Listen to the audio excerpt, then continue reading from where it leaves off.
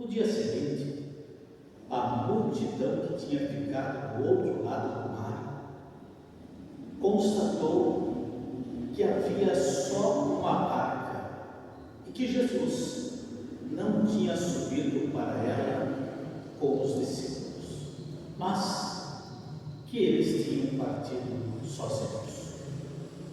Entretanto, tinham chegado outras barcas de Tiberíades, perto do lugar onde tinham comido o pão, depois de o Senhor ter dado graças.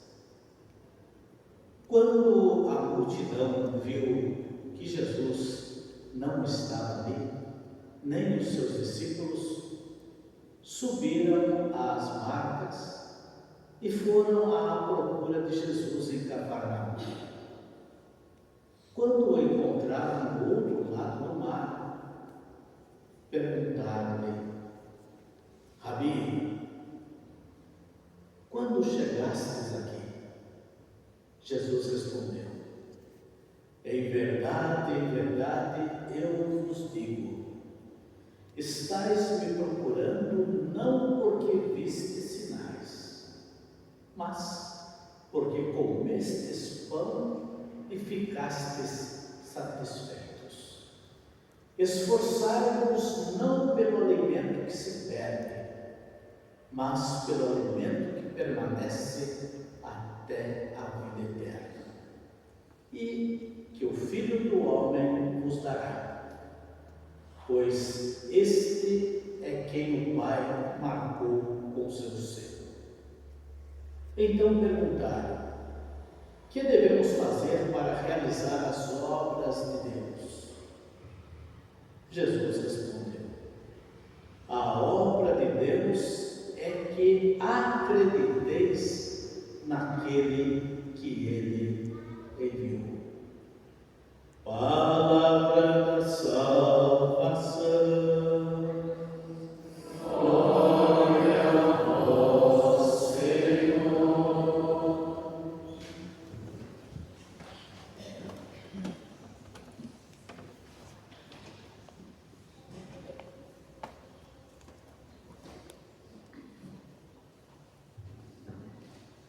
Caríssimos,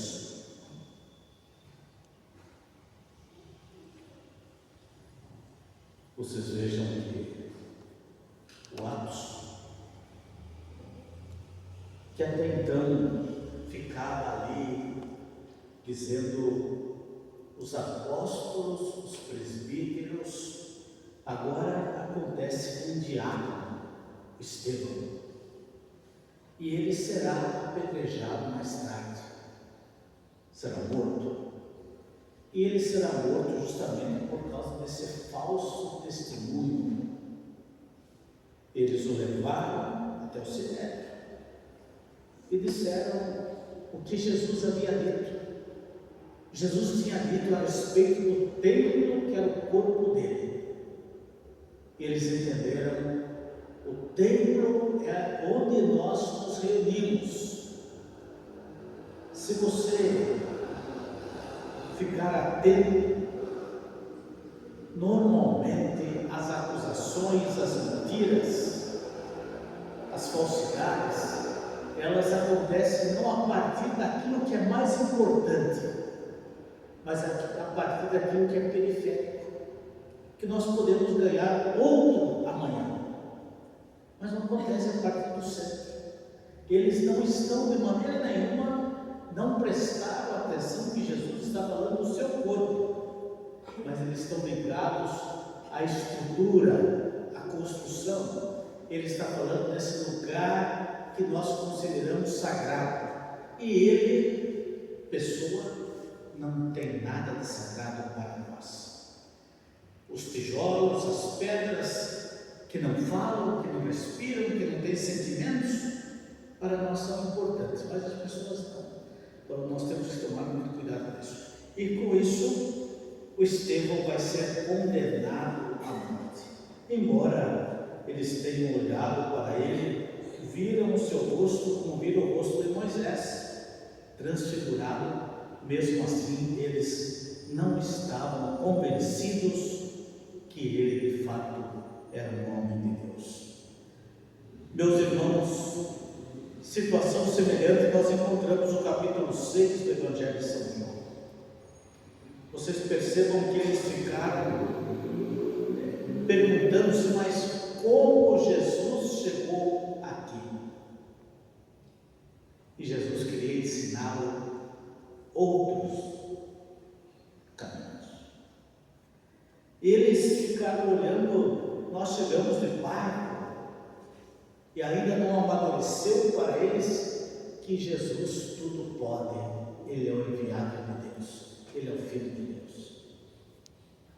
Então, na igreja, meus queridos, nós temos muitos e outros motivos para também nos perder um pouco nessas coisas. Tem tantas coisas. É um vaso que quebra, uma vela dessa. Ontem mesmo eu estava falando para o ministro, uma ministra, alguns anos atrás, uma vela bonita dessa, uma ministra era responsável pela limpeza da igreja, e justamente na semana das oitavas da Páscoa, ela estava limpando a igreja, e de repente ela foi voltando com o rolo e acertou o rolo no cílio caiu, e ele não quebra assim, despedaçado, mas ele fica feio, tudo trincado, e também chacoalhando para lá e para cá, porque ele tem no meio tem um pavio que é grosso, então ele segura o ligamento, mas não fica bonito mais. Então aquele fato, parece que os que são da igreja ali, da pastoral, dos ministérios, dos serviços, eles esqueceram de toda a Páscoa e falaram, até disseram como que o padre deveria punir aquela pessoa. E sendo que, para quê?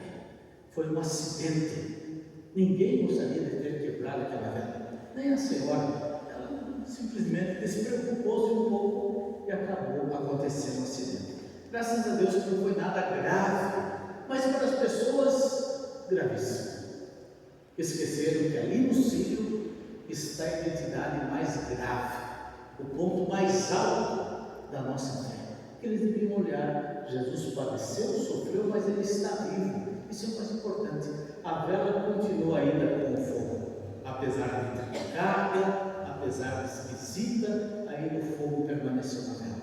Assim também somos nós, que apesar de toda a nossa fraqueza, todos os desencontros possíveis, ainda Cristo persiste conosco. Estes homens que estavam com ele ficaram questionando: como é que você veio para cá, de onde você veio, com quem você veio andando sobre as águas, o que aconteceu com você? E Jesus disse: vocês talvez estão preocupados porque comeram o pão que os 5.000 homens comeram. Foi por isso que vocês vieram? Vocês vieram só por causa desse milagre ou porque vocês creem verdadeiramente? Além desse milagre, se você não tivesse recebido nenhum benefício, você continuaria crendo?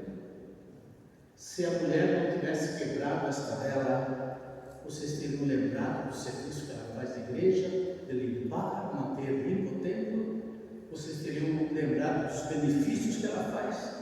Mas por que ela faz esse benefício? Por causa da fé que ela tem no ressuscitado, é o mais importante.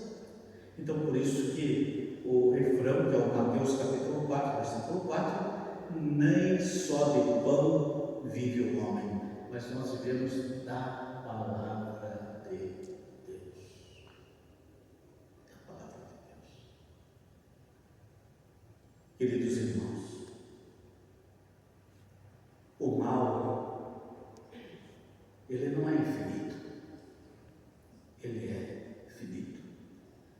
Hoje eu estava lendo uns depoimentos de adolescentes que já cometeram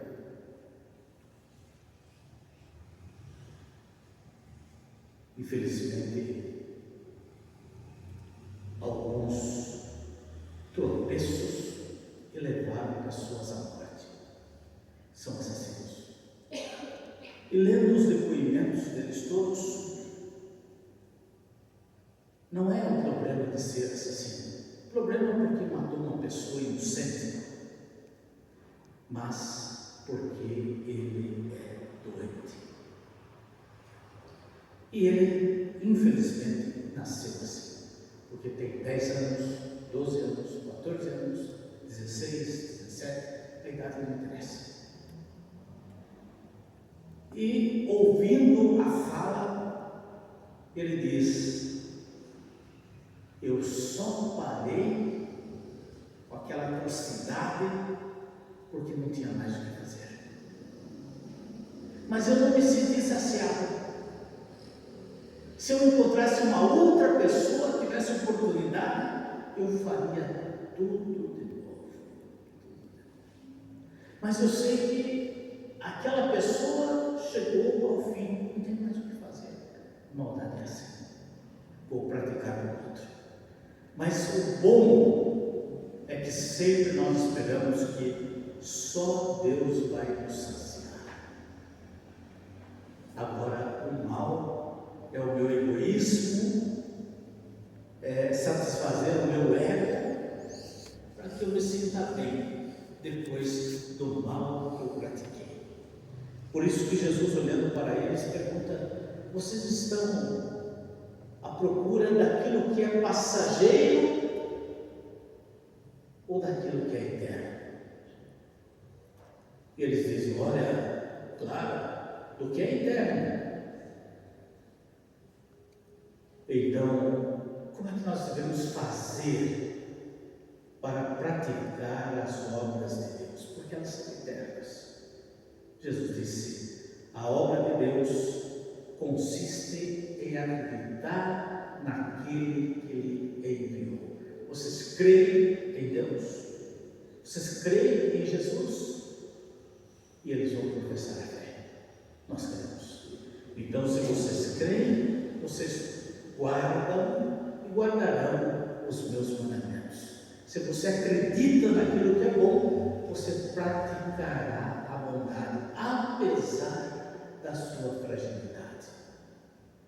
Esses adolescentes todos ali, daí vinham os laudos dos psiquiatras, todos dizendo assim: o que nós podemos oferecer a eles?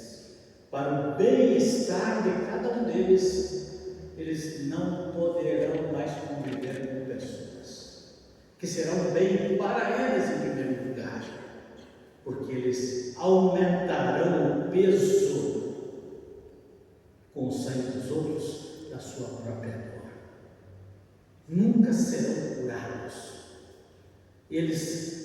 Nós vamos estudá-los para ver o que aconteceu, mas enquanto isso vai acontecendo, eles não podem ter contatos com outras pessoas. Pensemos no lado do bem. Da maneira que você vai praticando o bem, você diz: vai se abrindo as portas da liberdade. E você vai gerando ali obras e obras e obras de Deus, que você não tem nem controle. Quando nós praticamos o mal, nós seremos reduzidos a tal ponto de dizer: não mais como irá conviver conosco, não estará conosco, não estará entre nós, pelo bem dele, pelo bem dela, porque nós não queremos agregar na sua vida um histórico mais do que já foi terrível para com outros que aconteceu, o desfecho do assassinato. Nós não queremos. E aqueles que faleceram eram pessoas inocentes, mãe de famílias, pessoas que tinham um projeto de constituir uma família, que não tinham nada de mal na sua vida. Eles foram agredidos. Se você olhar para essa doença do egoísmo, desse poder podre, você encontra isso na vida de Estevão. Ele não tinha nada de mal, assim como Jesus também. Por que isso chegou? Por causa da violência humana. Por isso, meus irmãos, você peça a Deus para desarmá-lo, porque às vezes nós somos, parece que não, mas muito vingativos, tipo do gato. Você olha para as mãos, os pés do gato, você fica maravilhado, olha que pelo lindo, mas ali embaixo daquele pelo tem uma unha que pode levá-lo à morte. Você pega na beira do seu pescoço, tchau. Mas o gato é fofo, bonito, mas ali está o perigo, ele pode matá-lo. Então nós temos que pedir a Jesus, nos ajude a fazer essas podas, porque essa maldade que chegou de tal jeito, aflorou uma palavrinha que nós não gostamos para conosco, mas sem querer nós assumimos de vez em quando. Vamos vingá-lo. Não pertence a Deus, não pertence, porque a Deus pertence viver da sua palavra. E vocês, naquele quinto, aqui é o sexto, sétimo, o quinto, ali nós encontramos uma palavra do nosso Senhor. Pai, perdoa-lhes, porque eles não sabem o que fazem. Esses adolescentes todos, da nossa parte de cristãos, dizemos o perdão, a misericórdia de Deus para eles, porque a cabeça deles está tão doente que eles não podem estar entre nós, porque eles não sabem o que fazem. E eles estão separados assim pelo bem deles e pela nossa saúde. Não é que nós o condenamos de maneira nenhuma, mas se ele estiver entre nós, nós podemos perder a paciência e podemos levá-los à vingança com a própria mão. Por isso Jesus diz na cruz: Pai, perdoa-lhes, porque eles não sabem o que fazem. Esteve na hora da morte, leva os braços aos céus e disse também: Pai, nas tuas mãos eu entrego o meu espírito. Ele não é diferente de Jesus, porque ele é discípulo de Jesus, ele segue Jesus, ele faz as obras que Deus permitiu ele fazer. Então ele não tem o que dizer a não ser isso. Que Deus nos dê essa graça, que nós mergulhemos a nossa vida nas mãos dele, o ressuscitado, e certamente nós viveremos com bastante saúde e em paz. O Senhor ressuscitou verdadeiramente e apareceu aos discípulos. Aleluia, aleluia, aleluia. O Senhor ressuscitou verdadeiramente e apareceu aos discípulos. Aleluia, aleluia, aleluia. Irmãos, vamos ficar em pé. Vamos colocar os nossos pedidos todos aos cuidados do Senhor. Depois de cada invocação, de cada pedido, vamos rezar todos juntos.